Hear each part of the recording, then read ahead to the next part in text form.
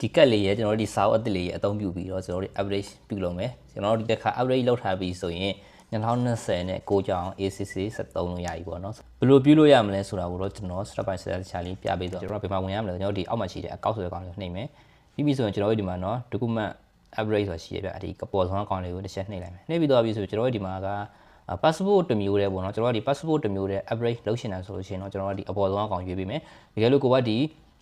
ီအလဲကောင်အကောင်ကျွန်တော်တို့ document ဆိုတာကျွန်တော်တို့ဒီ smart card တွေပိုင်းအောင်ကတ်တွေကိုပဲ average လုပ်ရှင်နေဆိုရင်တော့အလဲကောင်ရွေးပေးလိုမှမဟုတ်ဘူးပေါ့နော်ကျွန်တော်အခုလုပ်ရှင်တဲ့ပုံစံကျွန်တော်ဒီစာအုပ်ရဲ့ဒီ smart card ရဲ့နှစ်ခုလုံးကျွန်တော်တို့တစ်ပြိုင်နဲ့ average လုပ်မှာအဲ့တော့ကျွန်တော်ကဒီအောက်ဆုံးအကောင်ပဲရွေးပေးမယ်နော်အောက်ဆုံးအကောင်ရွေးပေးဒါမှကျွန်တော်တို့ကစာအုပ်ရော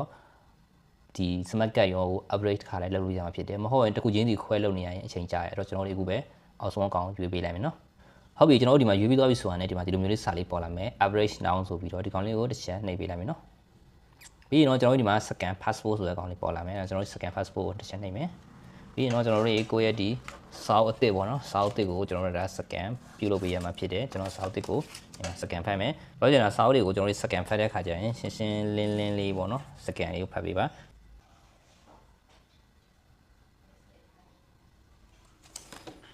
โอเคသွားကြည့်မယ်ဆက်ပြီးတော့โอเคရပါပြီเนาะဒါဆိုရင်ကျွန်တော်တို့ဒီမှာ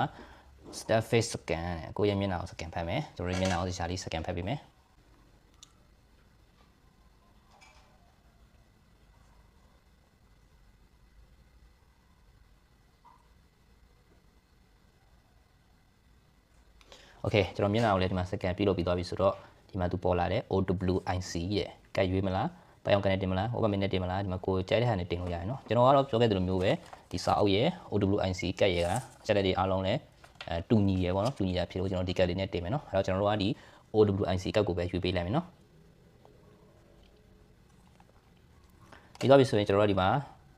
text photo ဆိုတဲ့ကောင်လေးကိုတစ်ချက်နှိပ်ပေးလိုက်เนาะပြီးကျွန်တော်တို့ရဲ့ဒီ OWIC ကတ်ရဲ့အရှေ့ရှမ်းကိုပုံရိုက်ပေးမယ်เนาะရှင်းရှင်းလေးရိုက်ပြီเนาะပုံရိုက်တဲ့ခါမှာဆိုကျွန်တော်တို့အရင်ကမှရေးကြည့်တယ်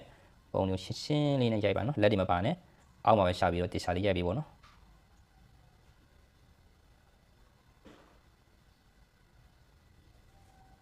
โอเคဒီမျိုးလေးရိုက်ပြီးသွားပြီဆိုရင်ကျွန်တော်တို့ screenshot ဖမ်းထားလိုက်အောင်မယ်ပြီးရင် continue ဆက်သွားမယ်ပြီးရင်ကျွန်တော်တို့ဒီမှာသူ့ရဲ့နောက်ကျော version ကိုထပ်ရိုက်ပေးပါတဲ့โอเคကျွန်တော်နောက်ကျော version ကိုထပ်ရိုက်ပေးမယ်နော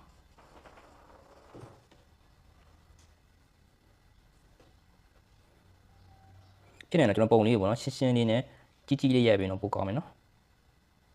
ဒါကြီးကျွန်တော်တို့ဝေးနေတာမျိုးဆိုရင်လည်းအဆင်မပြေနိုင်ဘူးမရှင်းတာဆိုရင်လည်းအဆင်မပြေနိုင်ဘူးเนาะအဲ့တော့ကျွန်တော်ဒီမှာအဆင်ပြေတယ်ဆိုတော့ continue ဆက်နှိပ်လိုက်မယ်โอเคပြီးသွားပြီဆိုရင်ကျွန်တော်ဒီမှာလိပ်စာတွေကတော့ပြန်ပြင်ခြင်းနဲ့ပြင်ပေါ့เนาะမပြင်ခြင်းဘူးဆိုရင်ကိုယ်သဘောပဲဒီညမှာတော့အသေးချာတစ်ခုကတော့ကိုယ့်ရဲ့ဒီစက်ရုံလိပ်စာတောင်းဖွင့်အထင်းနဲ့မီဒီကောင်ကတော့လုံးဝမဖြစ်မနေပြန်ထည့်ကိုထည့်ပေးရမယ်เนาะကျွန်တော်ကတော့ဒီမှာပြန်ထည့်ပေးမယ်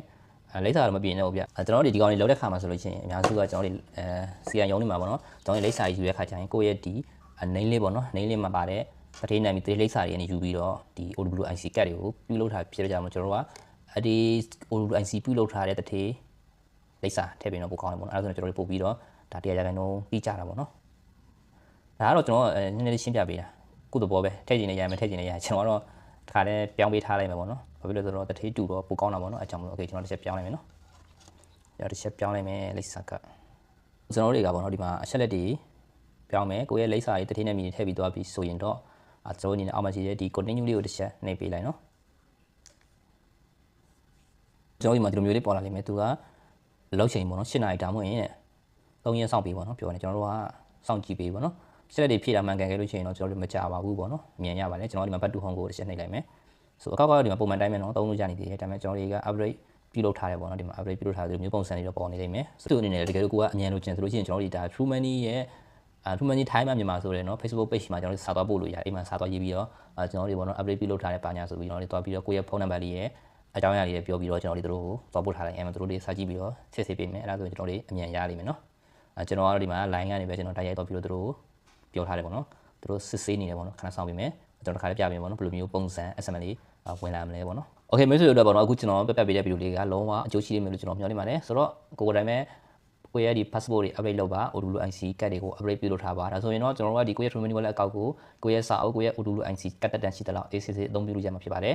တခါရဲပေါ့နော် level 2လဲအောင်ကြဖြစ်တာဖြစ်ပဲကြောင့် AC သုံးလို့ရမယ်မဟုတ်ရင်ကျွန်တော်တို့ကဒီ passport တစ်မျိုးတည်းပဲ update လုပ်ထားမယ်ဒါမှမဟုတ် OWIC card တစ်မျိုးတည်းပဲ update ပြုလုပ်ထားမယ်ဆိုလို့ချင်းကျွန်တော်တို့အနေနဲ့တစ်ခုမှတစ်ခုကတန်းကုန်နေချင်းပြဿနာတက်နိုင်တယ်အဲ့တော့ကျွန်တော်တို့နှစ်ခုလုံးတွဲပြီးတော့တခါရဲ update လုပ်ထားရင်ကျွန်တော်တို့ကုန်ရင်လည်းတူတူကုန်မယ်မကုန်ဘူးဆိုရင်လည်းသူ့ရဲ့တက်တန်းရှိတဲ့တော့ AC သုံးလို့ရမှာဖြစ်ပါတယ်โอเคတော့မိတ်ဆွေတို့အနေနဲ့ကျွန်တော်ဗီဒီယိုတွေကလုံးဝအကျိုးရှိလိမ့်မယ်လို့မျှော်လင့်ပါတယ်အကျိုးရှိရဆိုရင်ကျွန်တော်ရဲ့ဒီ YouTube channel လေးကိုလည်း like and subscribe ပြုလုပ်ပေးသွားပါနောက်ထပ်သိချင်တဲ့အကြောင်းအရာရှိတယ်ဆိုလို့ရှိရင်လည်းဒီဗီဒီယိုရဲ့ comment မှာမေးခဲ့လို့ရပါတယ်အားလုံးပဲအဆင်ပြေကြပါသည်ဗျာ